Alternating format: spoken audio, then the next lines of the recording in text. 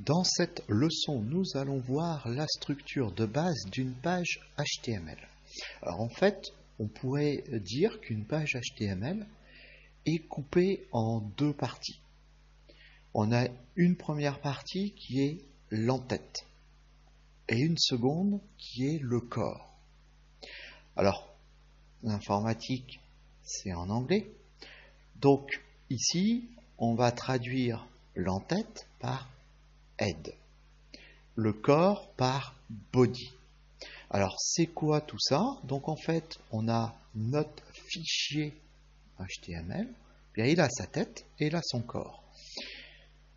Toute cette partie d'entête, le head, bien c'est essentiellement pour les navigateurs, pour les robots. Alors quand je dis les robots, je peux parler par exemple des robots de recherche, comme par exemple le robot de Google, Googlebot.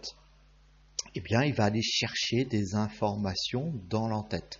Le navigateur, quant à lui, va aussi aller chercher des informations dans l'entête.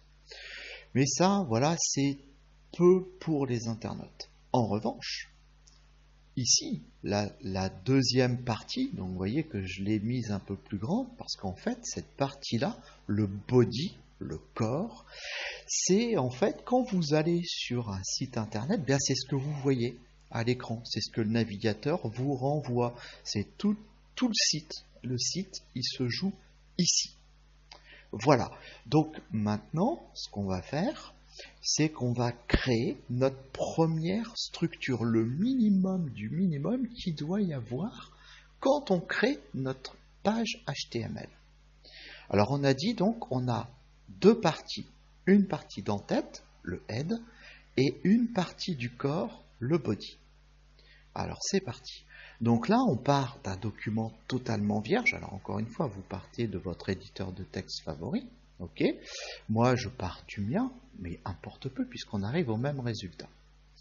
Alors, la première chose, donc on se souvient, le HTML est un langage de balises. Donc nous, on va créer des balises. Voilà.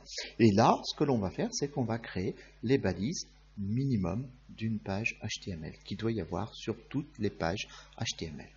Eh bien, on commence par déclarer une balise HTML. Voilà. Je déclare une balise HTML. Donc, j'ai une balise ouvrante, donc je termine par une balise fermante. Donc, ma première balise HTML. Donc là, je suis sur un document HTML. Ensuite, on a dit, on coupe la page en deux parties, l'entête et le corps. Donc là, on va définir l'entête, le head, voilà.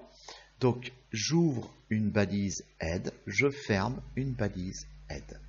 Donc là, je viens de définir l'entête. Et maintenant, je vais définir la deuxième partie de mon document HTML, le corps, donc le body. Donc je vais déclarer une balise body. Donc si je déclare une balise body, je déclare une balise fermante de body. Donc là, j'ai mon document HTML dans lequel je me retrouve avec un en-tête, le head, et le corps du document, le body. Dans le head, ce qu'il y a au minimum, c'est une balise qui va définir en fait le titre de mon document HTML. Cette balise s'appelle title. Donc je déclare une balise title, title comme titre. Voilà. Donc balise ouvrante, balise fermante.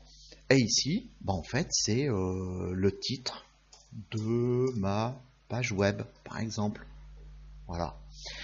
Donc ici, voilà, j'ai le titre de ma page web mis entre les balises title, se trouvant dans le head, dans l'entête. Ici, dans le body, eh bien, qu'est-ce qu'on a dit? Ici, en fin de compte, c'est quoi? C'est tout ce que l'on voit quand on se rend avec un navigateur sur Internet. En fait, c'est mon site ici. C'est mon site. Voilà, c'est mon site. On voit mes pages. Voilà. Et enfin, il nous reste encore une chose à déclarer pour les navigateurs. Alors ça vient au-dessus de ma balise HTML ouvrante. Eh bien, on a, donc c'est une information pour les navigateurs, également pour les robots. Eh bien, en fait, on va leur dire, voilà le type de HTML qu'on est en train d'écrire. Ce sera du HTML version 5. Donc, on va définir le type de document. Alors, pour définir le type de document, on va créer une balise spéciale pour le définir. Donc, on a notre chevron ouvrant, on a un point d'exclamation, on écrit doctype, donc on traduit par type de document. Eh bien, c'est quoi comme type de document? C'est un type de document HTML. Voilà. Donc là, je viens de définir que ce que j'écris est un document HTML. Donc voilà pour la structure minimum de base qu'on retrouvera dans tous nos fichiers HTML. Merci beaucoup.